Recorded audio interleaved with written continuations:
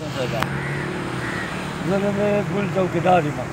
زه دسمبر نه دلته ساتلي وه، دسمبر نه اوسه پورې د 3 میاشتو تنخوا ماله راکړې ده. باقي د 5 میاشتو ورته پاتې ده، 4 میاشتو ده، 5 دا شروع شوی. یا کوم 20 مایه پورې روټۍ راپسې راتلې، 20 مایې نه پس روټۍ هم راپسې بند شوي دي. اوس د حکومت ته درخواست کوم چې ما باندې رحم وشي. اوس ما سره د نسوارو پیسې نشته، چای روټۍ خو پرېږده.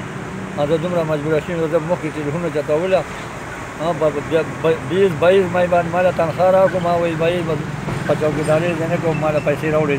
یکم راته وښوله، یکم نه 10 شو، 10 نه 15 شو، 15 نه 20، 20 نه بیا یکم ته شوي وه، په 5 تاریخ ته شوي وه. اوس هېڅ پته نه لري. نو زه دلته مجبوره یم چې بهي ما حکومت سره دا درخواست دی چې بهي زما باندې غږ وکړو.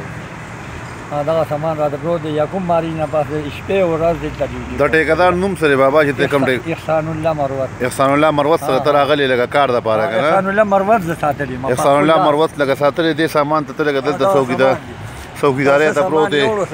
دا کتونکو چې کم دی نو د صدریاب پل دی، د دې پل لپاره دا بابا راغلی دی. او چې کم دی احسان الله مروت ټیکدار د سره په 25,000 روپۍ باندې چې کم دی لکه خبره کړې ده. تاله به 25,000 روپۍ میاشت درکو. په 25,000 روپۍ میاشت کې ته چې کم دی 8مه میاشت ده، په 8 میاشتو کې د 3 میاشتو تنخوا ورته د 3 میاشتو تنخوا ورته میلاو شوې ده، او د 4 میاشتو نه میلاو شوې. 15مه شروع ده. اوس هغه ټیکدار ته کله لمبر نه اوچتوي، کله هغه نه اوچتوي چې کم دی کالونه دي ورکوي او ورسره خبرې نه کېږي. نو لہذا زمونږ حکومت ته دا خواست دی چې کم دی د MPA مینې ته دا خواست دی، کم دی لکه DC 470 ته چې کم دی چې د دې بابا لپاره چې کم دی لکه دا خبره مخکې بوځي او پرې خبره باندې چې کم دی د ټیکدار سره خبرې اترې وشي. دا غریب ډېر زیات لکه پریشانه دی. 15مه 6مه میاشت ده چې په دلته پروت دی. د چای روټۍ سره درک یو هم نه لګي، کله یو کبانو والو سره ناست، کله موږ سره ناست چې کم دی. نو هغه رزق خو الله پاک ورکوي، خو لکه واړه واړه بچی دي. د کور نه مته رنګونه کېږي. اختر هم دلته تېر کړ، روژې هم دلته تېر کړه، ټول لاکډاون یې تېر کړ.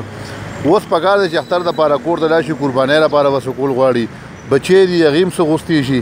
نو زمونږ حکومت ته دا خواست دی انشاءالله چې د دې بابا دا خبره مخکې یوسي او د ټیکدار سره چې کوم دی خبرې دلته فلک نیاز انچارج چې کوم و هغه سره خبرې وشوې چې یاره تاسو دغه مه کوئ. 20 مای باندې د دې پیسې پوره کړو. هغه بیا بدل شو، نو هغه خبره کینسل کړه. 10 مای باندې ورته ټلیفون کړو چې بهي د بابا پیسې، نو هغه ورته وایي بهي په 15 مای زما بیل وشي، چې بیل وشي نو په 20 تاریخ باندې د پیمنټ ورکوو. یا فلک نیاز صاحب لاړو په 22 مای باندې د ما د 2 میاشتو تنخوا د خپل د موبایل نمبر دی ووایه. 0349 520 7166 0349 520 7166 او د ټیکدار نمبر ووایه. ټیکدار نمبر دی 0345 85 07114. بیا یو پیر ووایه سلو 0345 85 07114. دا چې کم دی د ټیکدار نمبر دی. نو تاسو مهرباني وکړئ چې کم دی دا خبره دی مخکې بوځئ چې د دې بابا دا پیسې روزي. الله پاک په تاسو هم ډېر زیاده خیر درکړي. والسلام.